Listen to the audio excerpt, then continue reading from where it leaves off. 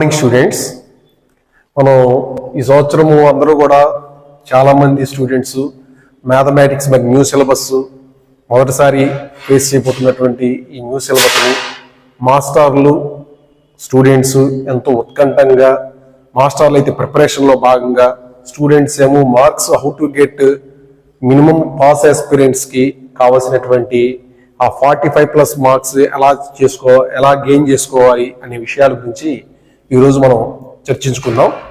దానిలో ముందుగా నేను చెప్పేటటువంటి విషయాలు ఏమిటి అంటే, సో ముందుగా నా గురించి నేను చెప్పుకోవాలంటే ఐ ఆమ్ ఆర్ఎస్ మాస్టర్, నా లెక్చరర్ ఇన్ మ్యాథమెటిక్స్.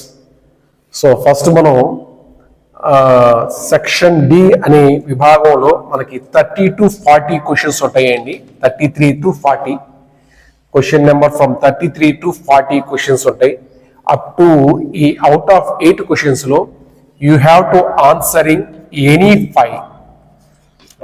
5 అనేది మనం సెలెక్ట్ చేసుకోవాలి. నా యొక్క సజెషను ఏమిటంటే మీకు ముందుగా, సో రిలేషన్స్ అండ్ ఫంక్షన్స్ అనేది ప్రతి కాలేజీలో ప్రతి స్టూడెంట్ కూడా చక్కగా దీన్ని మనం రిప్రజెంట్ చేస్తారు. సో దీంట్లో చక్కగా ఒక 6 లెక్కలు ఉంటాయండి. ఆ 6 ప్రాబ్లమ్స్ లోనే మనకి 100% క్వశ్చన్ దొరుకుతుంది అనమాట. సో ఈ చాప్టర్ చేసుకుని వెళ్ళమని ఒకటి. రెండోది ట్రిగ్నోమెట్రిక్ ఫంక్షన్స్. సో ఇది కూడా ఫస్ట్ మనం ఏంటంటే బిలో యావరేజ్ స్టూడెంట్ ఎలా ఫేస్ చేస్తాడో అని మేము కొద్దిగా ఇబ్బంది పడ్డాం. కానీ కాకపోతే స్టూడెంట్స్ చేయంగా రిపీటెడ్గా దాంట్లో క్వశ్చన్స్ కొంచెం తక్కువగానే ఉన్నాయి. అక్కడ కూడా మనకి నెంబర్ ఆఫ్ క్వశ్చన్స్ కొంచెం తక్కువగానే ఉంటాయండి. ఆ సెలెక్టెడ్ క్వశ్చన్స్ ఏమిటో నేను తర్వాత మీకు చెప్తాను. సో ఆ క్వశ్చన్స్ వరకు మనం మీరు ప్రిపేర్ అయితే ఈ క్వశ్చన్ కూడా మనం అందరం ఫేస్ చేయొచ్చు. Next sequences series. దీంట్లో ఇన్ఫైనైట్ సిరీస్ మీద ఉన్నటువంటి problems starting 7 + 7 7 + 77 + 777 + up so on. So ఆ స్టైల్ ఆఫ్ క్వశ్చన్స్ కానీ, నెక్స్ట్ ఇక లిమిట్స్ అండ్ డిఫరెన్షియేషన్ కనుక చూస్తే ఇక్కడ అందరూ కూడా ఫస్ట్ ప్రిన్సిపల్ మీద ప్రాబ్లమ్స్ చాలా చక్కగా చేయడానికి అవకాశం ఉంది. సో ఇక్కడ కూడా ఫస్ట్ ప్రిన్సిపల్ ప్రాబ్లమ్స్ తో పాటుగా లిమిట్స్ అంటే ఒక్కోసారి ఫస్ట్ ప్రిన్సిపల్ లోంచి దీనిలోంచి మనకి ఎలా ఇస్తున్నాడు అంటే .1, .2 అనే 2 క్వశ్చన్లు ఇస్తున్నాడు. ఒక క్వశ్చన్ లిమిట్స్ నుంచి, ఒక క్వశ్చన్ డిఫరెన్షియేషన్ నుంచి. దాంట్లో లిమిట్స్ నుంచి వచ్చే ప్రాబ్లమ్ రేషనలైజ్ చేయడం కానీ, e⁴x మీద ప్రాబ్లమ్స్ కానీ, లేదా మాడ్యులస్ మీద కానీ, స్టెప్ ఎక్స్ మోడల్ మీద లెక్కలు కానీ వస్తున్నాయి. అదే డిఫరెన్షియేషన్ కనుక అయితే just product rule or quotient rule అనమాట. సో ఆ 2 రూల్స్ మీద ఉన్న ప్రాబ్లమ్స్ చేసుకుంటే .1, .2 2 ఫేస్ చేయొచ్చండి. తర్వాత అందరికీ కూడా ఈ ప్రాబబిలిటీ, దీన్ని చూడంగానే అందరూ ఇది కూడా భయపడతారు ఫస్ట్. కానీ ఇందులో కూడా క్వశ్చన్స్ చాలా మనకి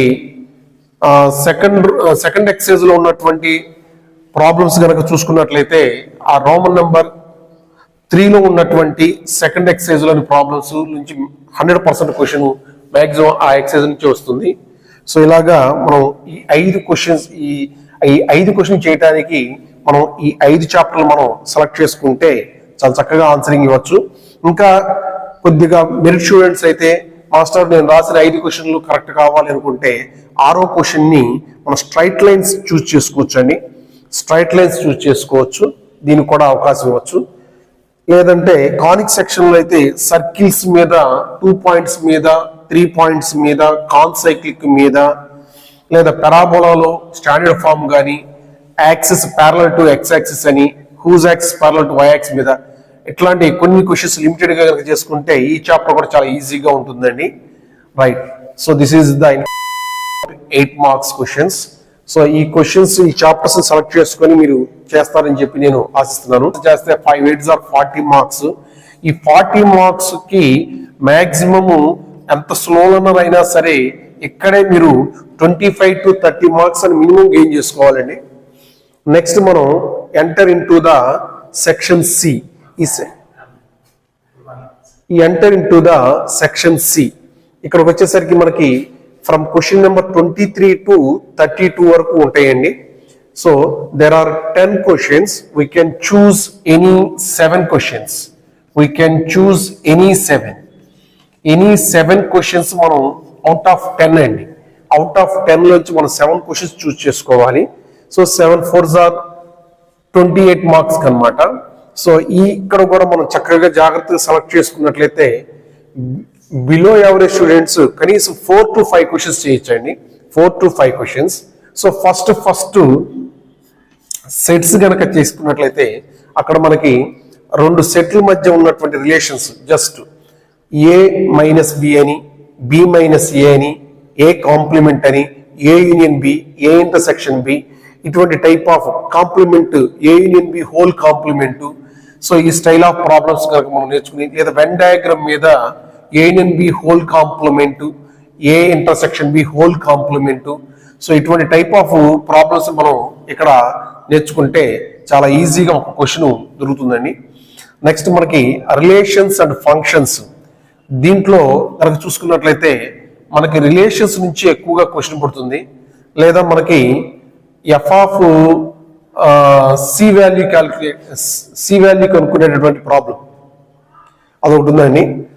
నెక్స్ట్ ఈ చాప్టర్ కూడా మనకి ఎక్కువ మోర్ నెంబర్ ఆఫ్ క్వశ్చన్స్ అయితే ఉండవు, చాలా తక్కువ క్వశ్చన్స్ ఉంటాయి.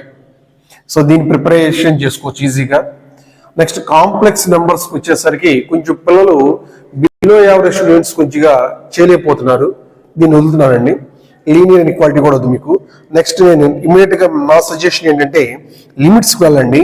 లిమిట్స్ లో మనకి ఖచ్చితంగా మనం అందరం కూడా ఫస్ట్ ప్రిన్సిపల్ మీద ప్రాబ్లం చేయించండి. ఫస్ట్ ప్రిన్సిపల్ మీద ఉన్నటువంటి ప్రాబ్లమ్ ని మనం ఫేస్ చేయొచ్చు. చక్కగా అక్కడ 4 మార్కులు గెయిన్ చేసుకోవచ్చండి. ప్రాబబిలిటీ కూడా చాలా ఈజీ అండి, చాలా ఈజీగా ఉంటుంది. జస్ట్ అక్కడ మనకి పి ఆఫ్ ఏ అంటే జనరల్ ప్రాబబిలిటీ అంటే favourable cases by total cases అని, లేదా మనకి P of A minus B calculate చేయటం, P of A intersection B complement calculate చేయటం, ఇట్లాంటివి. నా ఎక్స్పెక్టేషన్ అయితే ప్రాబబిలిటీ నుంచి మనకి అనేది చాలా సెట్ థియరీతో రిలేటెడ్ గా ఉన్న క్వశ్చన్స్ అన్నమాట.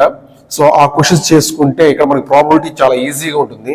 4 మార్క్స్ అంటే ఇక్కడికి మనం చూసారండి, సెట్స్ నుంచి, రిలేషన్స్ నుంచి, లిమిట్స్ అండ్ ప్రాబబిలిటీ, ఇక్కడే మనం ఈజీగా 4 క్వశ్చన్స్ ఫేస్ చేసేయచ్చు. ఇక రిమైనింగ్ 3 క్వశ్చన్స్ అనేవి కొద్దిగా స్టూడెంట్ ఇంట్రెస్ట్ కనుక పెడితే మనకి ఈ కాంప్లెక్స్ నెంబర్స్ లో మనం ఏం చేయొచ్చు అంటే మల్టిప్లికేటివ్ ఇన్వర్స్ కట్టడం, ఒక కాంప్లెక్స్ నెంబర్ కి కాంజుగేట్ రాయడం, 2 కాంప్లెక్స్ నెంబర్స్ ని ప్రొడక్ట్ చేయడం, రేషనలైజ్ చేసి ప్రొడక్ట్ చేయడం అనమాట. సో ఇట్లాంటి టైప్ ఆఫ్ క్వశ్చన్స్ మనం కాంప్లెక్స్ నెంబర్స్ లో మనం చేసుకోవాలి. ఆ టైప్ ఆఫ్ క్వశ్చన్స్ మీద ఎక్కువగా సెకండ్ ఎక్సైజ్ లో ఒక రోమన్ నెంబర్ 2 లో మనకి సెకండ్ ఎక్సైజ్ లో కొంచెం మనకు ఒక 6-7 లెక్కలు ఉంటాయండి. ఆ 6-7 లెక్కలు కనుక చేసుకుంటే 4 మార్క్స్ క్వశ్చన్ చాలా ఈజీగా ఉంటుంది. నెక్స్ట్ లీనియర్ ఇన్ఈక్వాలిటీస్ మీద ప్రాబ్లం కనుక చూస్తే, సో సెట్ ఆఫ్ కండిషన్స్ వాడే 2 ఇన్ఈక్వాలిటీస్ ఇస్తాడండి క్వశ్చన్ లో. ఆ టైప్ ఆఫ్ ప్రాబ్లమ్స్ ఎక్కువగా అడుగుతున్నాడు. అంటే ఇది మన ఫస్ట్ ఇయర్ కాబట్టి మన యొక్క ఎక్స్పెక్టేషన్ ఏంటి అంటే ఫస్ట్ టైం పిల్లల్ని ఎక్కువ ఇబ్బంది పెట్టకోకుండా పేపర్ ఇవ్వదలుచుకుంటే కనుక 2 ఇన్ఈక్వాలిటీస్ ఇచ్చినప్పుడు నంబర్ లైన్ మీద ఆ వచ్చినటువంటి సొల్యూషన్ ని రిప్రజెంట్ చేసేటటువంటి మోడల్ కొద్దిగా ఎక్కువ సార్లు మనకి ఈజీగా ఉంటుంది. ప్లస్ పిల్లలు కూడా చాలా చక్కగా చేయగలుగుతున్నారు. సో ఆ మోడల్ వరకు నేర్చుకోండి. నెక్స్ట్ ఇక్కడ పర్ముటేషన్స్ అండ్ కాంబినేషన్స్ వచ్చేసరికి మీరు మనకు కావాల్సింది ఎక్కువ అందరూ కూడా అన్ని కాలేజీలు అందరూ కూడా 4NC2N అనే ప్రాబ్లం చేస్తూ ఉంటారండి. నెక్స్ట్ మనకి కాంబినేషన్స్ మీద కూడా ఉన్న ప్రాబ్లమ్స్. నెక్స్ట్ సమ్ క్యాలిక్యులేట్ చేయటం, సమ్ 0 ఉన్నప్పుడు 0 లేనప్పుడు వాటి మీద ప్రాబ్లమ్స్ కొద్దిగా చూసుకోవాలి. ఈ దీంట్లో కూడా ఒక స్టాండర్డ్ గా ఉన్నటువంటి మనకి 3rd ఎక్సైజ్ 4th ఎక్సైజ్ లో ఉన్న ప్రాబ్లమ్స్ అండి. ఆ 3rd 4th ఎక్సైజ్ లో ఉన్న ప్రాబ్లమ్స్ కనుక చేసుకున్నట్లయితే కొద్ది ఇక్కడ మాక్సిమం 4 మార్కులు మనకి అందుకోగలుగుతాం. ఇక బైనామియల్ థియరంకి వచ్చేసరికి మనకు క్యాపిటల్ ఎస్ అనుకొని ఇచ్చిన సిరీస్ ని రివర్స్ లో రాసి మళ్ళీ దాన్ని S+S చేస్తాం చూసారా, ఆ టైప్ ఆఫ్ ప్రాబ్లమ్స్ ఒకటి చాలా ఈజీగా ఉంటాయండి. నెక్స్ట్ ఇచ్చిన ప్రాబ్లమ్ ని సిరీస్ తీసుకొని, సో మనకి వచ్చేటప్పుడు RHS 1 + x whole power n+1 - 1 / n+1 × x, ఇది RHS వస్తుందండి. This is equal to RHS. So ఈ టైప్ ఆఫ్ క్వశ్చన్ ఎక్కువ సార్లు సెకండ్ ఇయర్ లో కూడా ఉందండి మనకి ఈ క్వశ్చన్. సో ఈ స్టైల్ ఆఫ్ క్వశ్చన్ మనకి చాలా ఇంపార్టెంట్ అన్నమాట. సో ఇదొకటి ఎస్ మీద ప్రాబ్లమ్స్ కనుక చేసుకుంటే బైనామియల్ థియరమ్ లో మాక్సిమం క్వశ్చన్ అవ్వడానికి అవకాశం ఉందండి. కాబట్టి ఈ రెండిట్లో ఎక్కువ డెప్త్ గా వెళ్ళకపోయినా కనీసం నేను చెప్పినటువంటి ఈ 2 మోడల్స్ ఇక్కడ కూడా మనకి సమ్ మీద ప్రాబ్లమ్స్, తర్వాత 4NC 2n కాంబినేషన్ మీద కొద్ది ప్రాబ్లమ్స్ కనుక మనం చేసుకున్నట్లయితే, అలానే సిగ్మా మీద ప్రాబ్లమ్స్ చాలా ఇంపార్టెంట్ అండి. సిగ్మా మీద కూడా ఉన్నాయి కదా 2 ప్రాబ్లమ్స్ ఉన్నాయి మనకి. ఆ సిగ్మా మీద ఉన్నట్టు ప్రాబ్లమ్స్ కొంచెం చేసుకుంటే మనకి ఇలా కంఫర్టబుల్ గా ఉంటుంది. సో ఈ జోన్ లో కూడా మినిమం మనకి అవుట్ ఆఫ్ 28 మార్క్స్ కి కనీసం 15 to 20 మార్క్స్ మనం ఇక్కడ ఈజీగా గెయిన్ చేసుకోవచ్చు అండి. 15 to 20 మార్క్స్ మనం ఈజీగా, ఎంత బిలో యావరేజ్ స్టూడెంట్ అయినా ఇలా చేసుకుంటూ వెళ్తే మనకి ఈజీగా గెయిన్ చేసుకోవచ్చు. సో ఎనీహౌ మనం టోటల్ గా ఇప్పుడు చూస్తే ఇక్కడ 30 నుంచి అక్కడ 15 అంటే దాదాపు 45 ప్లస్ ఈజీగా వస్తాయండి. 40 మార్క్స్ అనుకున్నాం మనం. 40 మార్క్స్ కాకపోతే అట్లీస్ట్ మనకి 30 వచ్చినా కూడా ఇక్కడ ఇందులో అక్కడ ఒక 15 మార్క్స్ గెయిన్ చేసుకున్నా ఈజీగా 45 ప్లస్ మార్క్స్ అనేది ఈ విధంగా కనుక ప్లాన్ చేసుకుంటే చాలా ఈజీగా ఉంటుంది. రైట్ స్టూడెంట్స్, చివరిగా నేను చెప్పేటట్టు ఒక చిన్న సజెషన్ ఏంటి అంటే, మనకి స్లో లెర్నర్స్ చాలా మంది ఏంటంటే స్టాటిస్టిక్స్ నాకు చాలా అర్థమైంది, స్కూల్లో బాగా చెప్పారు, మీన్ కట్టడం వచ్చు, నాకు డీవియేషన్స్ కట్టడం వచ్చు, టోటల్ చేయడం వచ్చు అనుకుంటారు. కానీ ఈ చాప్టర్ ని ఆర్ఎస్ మాస్టర్కి నేను చెప్పేది ఏంటంటే, దీన్ని చాయిస్ లో పెట్టుకోండి. టైం ఉన్నాక నీ బుక్లెట్ లో పేజీలు ఉంటేనే అటువంటి ప్రయోగం చెయ్యి. మాక్సిమం 8 మార్క్స్ లో దీన్ని పెట్టుకుంటే ఒక లెక్క చేయడానికి మినిమం నీకు 25 to 30 మినిట్స్ పడటానికి అవకాశం ఉంది. కాబట్టి సో ఈ చాప్టర్ ని అవాయిడ్ చేయండి, వీలైనంత వరకు అవాయిడ్ చేయండి. గత్యంతరం లేకపోతే నీకు వచ్చిన ఇంకంతకన్నా ఏమి లేవు అనుకున్నప్పుడు మాత్రమే నీకేమైనా ప్రిపేర్ అయ్యి వెళ్తే, టైం ఉంటే బుక్లెట్ లో పేజీలు ఉంటేనే అప్పుడు దాన్ని వర్కౌట్ చేయండి, అదర్వైజ్ డిలీట్.